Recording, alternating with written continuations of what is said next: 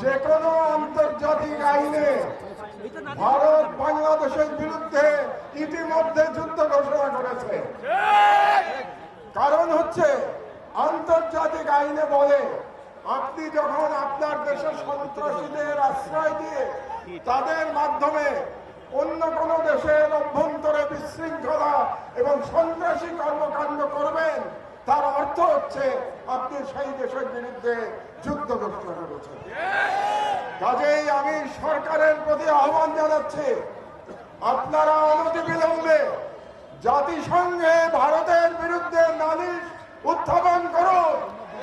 ভারত বাংলাদেশের বিরুদ্ধে অঘোষিত যুদ্ধ ঘোষণা করেছে এবং এর বিরুদ্ধে জাতিসংঘের সাধারণ পরিষদ এবং সিকিউরিটি কাউন্সিলে আমাদের অনতিবিলম্বে যেতে হবে।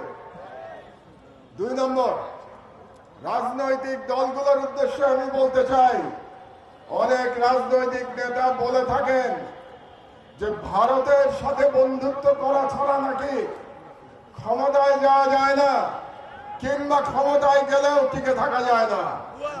ভারতের সাথে বন্ধুত্ব করে যদি ক্ষমতায় টিকে থাকা যেত, তাহলে শেখ হাসিনাকে পালিয়ে ভারতে আশ্রয় নিতে হতো না।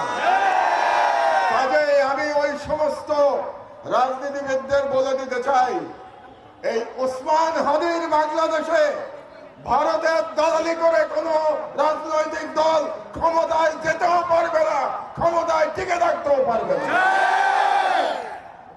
3 নম্বর, আমি ভারত সরকারের প্রতি আহ্বান জানাচ্ছি, আগামী 25শে ডিসেম্বরের মধ্যে আপনারা খুনি মৃত্যুদণ্ডপ্রাপ্ত শেখ হাসিনা এবং আসাদুজ্জামান খান কামাল এবং হাদির হত্যাকারী, হাদির উপরে আততায়ী যারা ছিল, তারা যদি ভারতে আশ্রয় নিয়ে থাকে, তাদেরকে 25শে ডিসেম্বরের মধ্যে আপনারা হস্তান্তর করুন, প্রত্যর্পণ করুন। তাহলে আমি হাদির রক্তের কসম দিয়ে বলছি, বাংলাদেশের প্রতিটি ভারতীয় প্রতিষ্ঠানের বিরুদ্ধে আমরা প্রতিরোধ সংগ্রাম করব। আমি সরকারের প্রতি আহ্বান জানাচ্ছি, 25 তারিখের মধ্যে যদি এই খুনিদের পাঠিয়ে দেওয়া না হয় বাংলাদেশে, তাহলে বাংলাদেশে কর্মরত প্রতিটি ভারতীয়ের ওয়ার্ক পারমিট বাতিল করতে হবে। আর আমি জনগণের উদ্দেশ্যে বলতে চাই, এই অথর্ব স্বরাষ্ট্র মন্ত্রণালয় দিয়ে আমাদের নিরাপত্তা পাওয়া যাবে না, তাদের আশা আমাদের ছেড়ে দিতে হবে। কাজেই জনগণের প্রতি আমি আহ্বান জানাচ্ছি, প্রতিটি ওয়ার্ডে আপনারা আইন শৃঙ্খলা কমিটি গঠন করুন।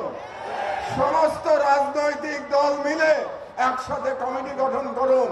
তাদের দায়িত্ব হবে ফ্যাসিবাদী এবং ফাঁসিবাদী দোষরদের চিহ্নিত করে তাদেরকে আইনের হাতে সোপর্দ করা। এই দায়িত্ব জনগণকেই নিতে হবে। এই কটি কথাই আমি আজকে বলতে চাই। সন্ধ্যা হয়ে গেছে, আমাদের হাদি হয়তো এতক্ষণে সিঙ্গাপুরে পৌঁছে গেছে।